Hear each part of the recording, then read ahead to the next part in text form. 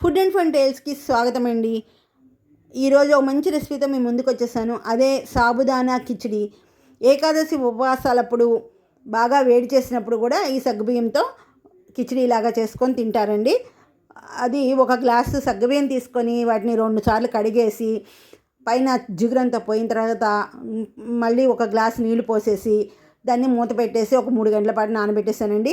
నానబెట్టేసి ఇప్పుడు బాండీలో ఒక గరిటె నెయ్యి వేసేసుకొని దాంట్లో జీలకర్ర వేసి, జీలకర్ర, వేరుశనగ గుండ్లు, అల్లం, పచ్చిమిరపకాయలు, కరివేపాకు, బంగాళదుంప ముక్కలు చిన్న చిన్నగా కట్ చేసేసుకొని బంగాళదుంప ముక్కలు కూడా వేసేసి, రుచికి సరిపడా ఉప్పు వేసి, కొంచెం చిటికెడు పసుపు వేసేసి, ఇది రేమాతంతా వేగిన తర్వాత దాంట్లోనే ఈ నానబెట్టిన సగ్గుబియ్యం వేసేసి మూత పెట్టేశానండి. 2 నిమిషాలు మూత పెట్టేసి తర్వాత మనము ఈ పల్లీలు వేయించుకొని పొట్టు తీసేసుకొని దాన్ని కచ్చాపచ్చిగా మిక్సీలో పట్టేసి ఆ పొడిని పక్కన పెట్టుకున్నానండి.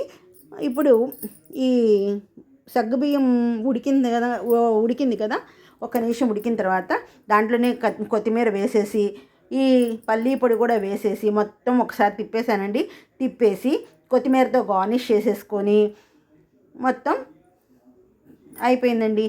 ఇంకేముంది, కిచిడి రెడీ. ఇప్పుడు దాన్ని మనం చక్కగా ఒక ప్లేట్లో తీసుకొని రాముల వారికి నివేదన పెట్టుకొని ఏకాదశి ఉపవాసం వాళ్ళు చక్కగా ఆయన ప్రసాదంగా దీన్ని స్వీకరించడమేనండి. ఒక్క నిమ్మకాయ చెక్క పిండేసుకొని తినేయడమేనండి. మా ఛానల్ని సబ్స్క్రైబ్ చేసుకోండి.